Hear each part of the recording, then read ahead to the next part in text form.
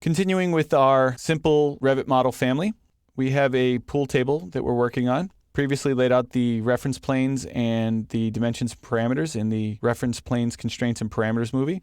Then we added some solid geometry for the surface of the table and a sweep for the rail going around. And in this movie, we're going to add some void geometry that will cut through the solid geometry for the pockets of the table. So let's go ahead and get started.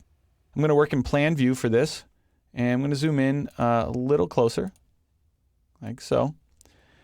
And on the Home tab, there is a Void Forms drop-down button. And if you open it up, you'll notice that all the same shapes can be voids as well as solids, so you can do extrusions or sweeps or whatever you need.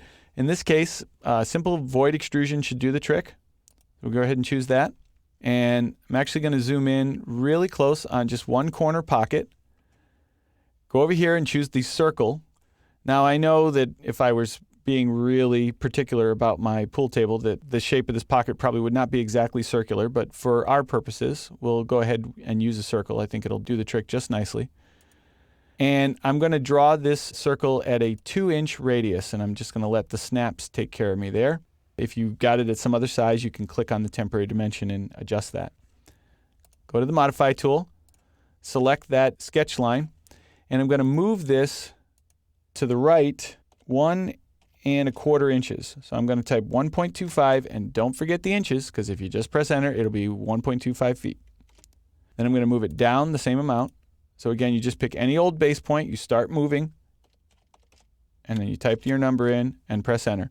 So that kind of positions it about where I need it to be. I'm going to zoom previous, and I'm going to mirror that around this reference plane to give me the pocket in the other corner. Click Modify, select it, and I'm going to copy it from its center and snap. I'll have to roll my wheel in to get a better look at that reference plane. Watch the tooltip. It says horizontal and nearest. If I don't go horizontal, it'll actually shift it down, and I want to keep it in the same plane horizontally, but just snap it to that reference plane. Go ahead and zoom back out, and then I'm going to make a window selection to grab all three, zoom out far enough to see the whole table, and I'll do one more mirror, but this time around this reference plane, and that flips it over to the other side. So I'm actually creating 6 pockets all in one single void. Now you could do one pocket as one void and then copy that 6 times, and I find this a little bit easier. Before I get out of here, you'll notice over here in the 3D view, I have a similar issue that I had in the previous movie. I'm going to go to Set Work Plane to remedy that and move this up to the playing surface and click OK. That's not going to be entirely right because it's actually going to put it above the pool table, but it will get us in the ballpark. And then we'll fine tune and adjust it in a moment. So I'm going to go ahead and click Finish. And you will see the void forms appear in all views. You can see they're 1 foot tall, and that's because over here on the options bar, the default for an extrusion is simply 1 foot, and I didn't change that. While they're selected, they kind of appear in this sort of transparent glass appearance. If you were to deselect them, they disappear, and you get just the result of the void. And if I were to orbit my 3D view at the current moment, you can see that we're only cutting through the solid sweep because I told them to start at the playing surface and then the extrusion went up from there. Anytime you want, you can move your mouse around the general vicinity where you expect the void to be, and you'll see it start to appear. This is similar to what we did when we were trying to select room objects when we were looking at rooms in those movies.